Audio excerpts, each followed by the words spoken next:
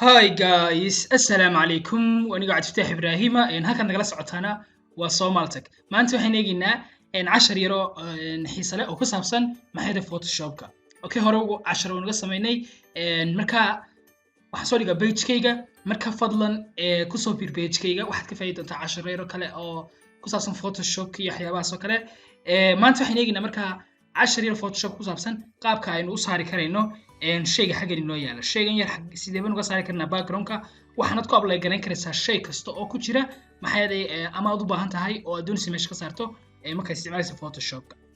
So marka waxaan oranayaa let's say an duplicate baan ka siinay layer-kayga, right click baan siini, kadibna waxaan ku dhufanayaa duplicate layer, kadibna okay baan oranayaa.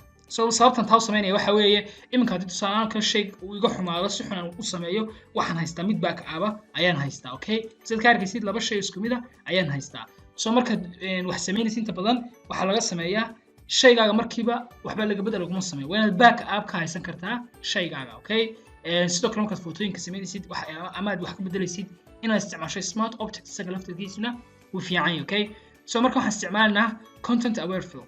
So saan u isticmaalo xagga waxa inoo yaala shayada wax lagu doorto ama wax lagu gooyo waxa kamid ah lasso toolka. So lasso tool baan ku dhufanay kadibna waxaan dooranayaa maxay ahaday lasso tool ama waxaan ku dhufanayaa L baan ku dhufanayaa. Okay, let's say L baan ku dhufanayaa. So marka waxaan doonayaa inaan doorto oo aan maxay ahaday highlight gareeyo shaygan saaray. Okay, so marka waxaan sameynayaa si perfect ah u sameynaysid marka inaad ugu dhawaato baa fiican. Okay, so marka waxaan doonayaa ka saaro marka ugu horeysa waxaan isticmaalayaa content aware fill wax loo yaqaano kadib waxaan ku dhufanayaa xagga ku qoran tahay edit kadib waxaan dooranayaa halka ku qoran tahay maxay ahayd fill. Okay, markaan doorto waxay soo bixi doonaa shaygan bay soo bixi doonaa.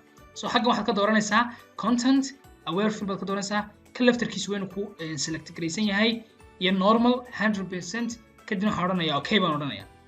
Okay, wuxuu qabanayaa shaqada inuu maxay ahaday analyze gareeyo oo shaygan doonay meeshan ka saaro uu ka saaro uu kadibna remove kaga siiyo gabiisba ayuu sameeynaya. Okay, sababta computerkayga maybe inuu yar culus marka waqti yar buu yar qaadanayo. Okay, okay, sababta intuu yar qaadanayo waan sugaynaa. Okay, saad ka arkaysid waa la remove gareey waa laga saaray kadibna waxaan oranayaa deselect ama waxaan tagi doonaa control D baan taabani ama waxaan tagi doonaa halkay ku qoran tahay select kadibna waxaan ka dooranayaa deselect. Okay, labadu waa same.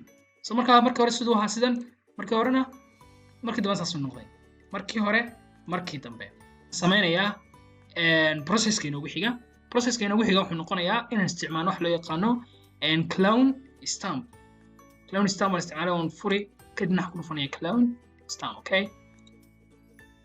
so marka si aan sample u sameeyo ama aan sample u sameeyo marka waxaad xaggan eegaysaa inuu yahay content current layer in aad ku select gareysid hada layer wax ka bedelaysid hada hoose ka bedelaysidna current below ama all layers. Okay, so basically waxaan dooranayaa current layer. Okay,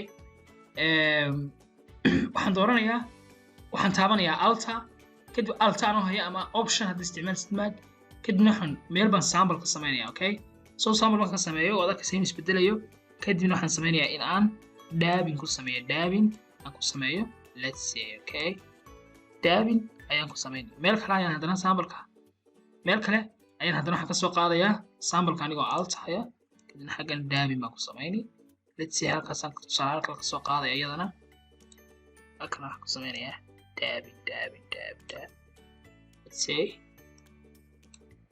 tan waxaan sameynayaa let's say xaggaas aan ka qaadayaa sample yar kale halkan ku sameeyo. Okay, si aan looga dareemin waxaan sameynayaa let's say one more time halkan sameyni. Okay,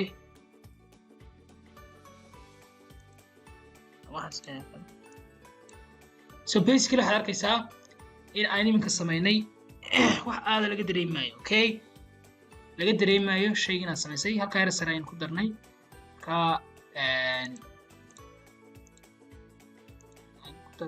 ma yahan xaggaas. Okay, so qaabkaas waxa weeye qaab uga saari karaysid marka precise baad noqonaysaa macnaha iminka example waxay si precise uma sameeyay laakiin haddana waxaan sameynay good job baan sameynay shaqo fiican baan sameynay. Okay, one more thing baad sameyn kartaa ama maxay qaab kale sameyn karaysaa si aan ku soo celiyo sidiisii hore okay basically sidiisii hore ka soo dhigaya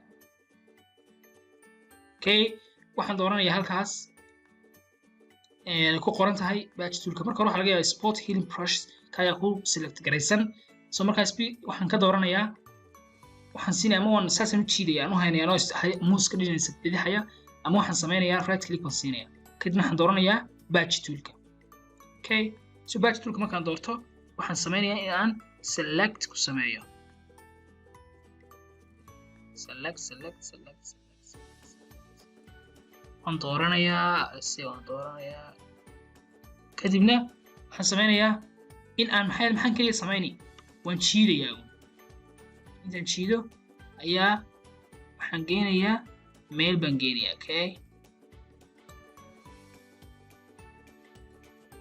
so automatically maxaa loo saarayaa meeshii ensemble ka soo qaatay ayaa waxaa laygu bedelayaa maxay yahay intuu selectionkaygu yahaa